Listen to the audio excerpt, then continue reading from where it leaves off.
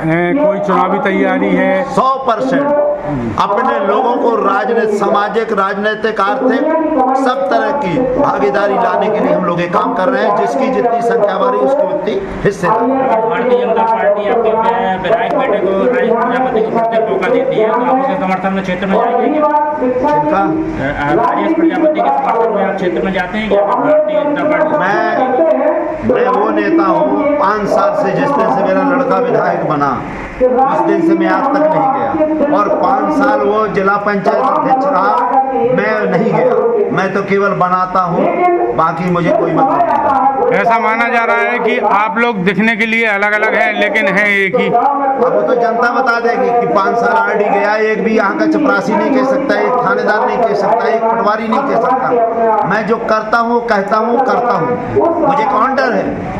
मैं कौन डर होने वाला? अगर मैं जाता तो जाता, मैं नहीं जाता।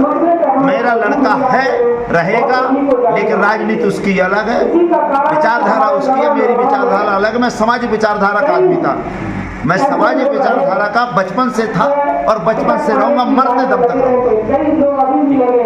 जी विधायक जी, आपके पिताजी के आपकी विधानसभा से चुनाव लड़ने के संबंध में जब बात की गई तो उन्होंने कहा कि मैं चुनाव नहीं लड़ूंगा, तो आपके चुनाव में क्या वो आपका सपोर्ट करेंगे?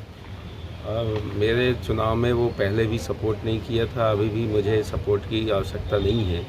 पिताजी अपना खुद उनका रंगमंच अलग रहता है, उनका व्यक्तिगत अलग ही परिदृश्य है देखने का, और उनके मत अलग रहते हैं, हमेशा मत उनके अलग रहे हैं, और वो जो कर रहे हैं वो सपा में रह के कर रहे हैं। भारतीय जनता पार्टी से उन्हें लेने देना है भी नहीं। अब मैं भारतीय जनता पार्टी का सिपाही हूँ और मरते दम तक सिपाही रहूँगा, और भारतीय जनता पार्टी मेरी माँ है, और मैं जिसने माँ ने मुझे खिलाया, बड़ा किया, यहाँ तक पहुँचाया, मुझे पद दिए, तो मैं भारतीय जनता पार्टी से ही लड़ूंगा, और भारतीय जनता पार्टी ही यानी पिताजी का कोई लेना देना इसमें नहीं है। और मैं पिताजी से हमेशा अलग रहा हूँ। मैं अभी लव कुश नगर में रह रहा हूँ, पिताजी अपना यहाँ रह रहे हैं, और मैंने एक स्टेटमेंट भी पहले दिया था। पिताजी ने एक बार ऐसी ही बयानबाजी की थी, मेरे आपने प्रदेश अध्यक्ष जी के खिलाफ की थी, तो मैंने बयानबाजी कहा था, मैंने कहा कि जो भी वो कर रहे हैं वो गलत कर रहे हैं,